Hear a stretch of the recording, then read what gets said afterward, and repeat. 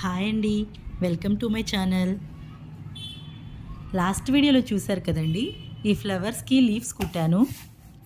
Today వచ్చేసి ఈ వీడియోలో ఫ్లవర్స్కి కట్ వర్క్ చేస్తున్నానండి. క్లాత్ కింద ఇట్లా ఉడెంది ఏదైనా పెట్టుకోవాలండి. నేనైతే ఇంట్లో ఉన్న పాత ప్లాంక్నే యూస్ చేస్తున్నాను.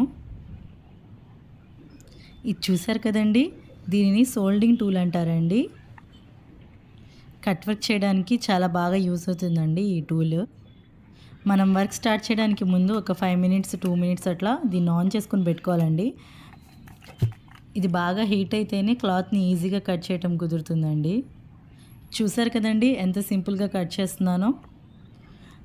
చూడడానికి సింపుల్ అండ్ ఈజీ అనిపించవచ్చండి, కానీ ఫింగర్స్కి తగలకుండా జాగ్రత్తగా వర్క్ చేయాలండి దీంతో.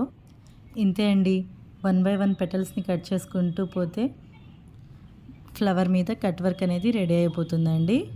వీడియోని లాస్ట్ వరకు చూడండి, ఫైనల్ లుక్ అయితే మీకు చాలా నచ్చిద్దని నేను అనుకుంటున్నాను. ఈ వర్క్ చేసేటప్పుడు చాలా కేర్ఫుల్గా ఉండాలండి. మనం చిన్నపిల్లలు ఉన్నప్పుడు ఇలాంటి వర్క్స్ చేయడం అవాయిడ్ చేస్తేనే చాలా మంచిది. ఈ టూల్ హీట్గా ఉన్నప్పుడు మన ఫింగర్స్ తగిలితే ఫింగర్స్ కూడా కాలిపోయే ఛాన్సెస్ ఉన్నాయండి. బై మిస్టేక్గా మనం వర్క్ చేసే డ్రెస్కి ఏమైనా తగిలిందనుకోండి, అక్కడ హోల్ పడిపోయే ఛాన్సెస్ ఉన్నాయండి. చాలా బాగుంది కదండి ఇట్లా ఫ్లవర్ కట్ చేస్తే.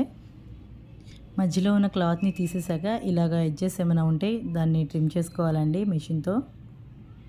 ఇలా జాగ్రత్తగా మనం ఫింగర్స్ మీద పట్టుకొని ట్రిమ్ చేస్తూ ఉంటే ఫినిషింగ్ లుక్ వచ్చేసి చాలా బాగుంటుంది. ఇదే విధంగా మిగతా ఫ్లవర్స్ అన్నిటిని కూడా కట్ చేస్తున్నానండి. మీరు ఎవరైనా ఇలా ట్రై చేయాలనుకుంటే ఫస్ట్ నార్మల్ క్లాత్ తీసుకోండి.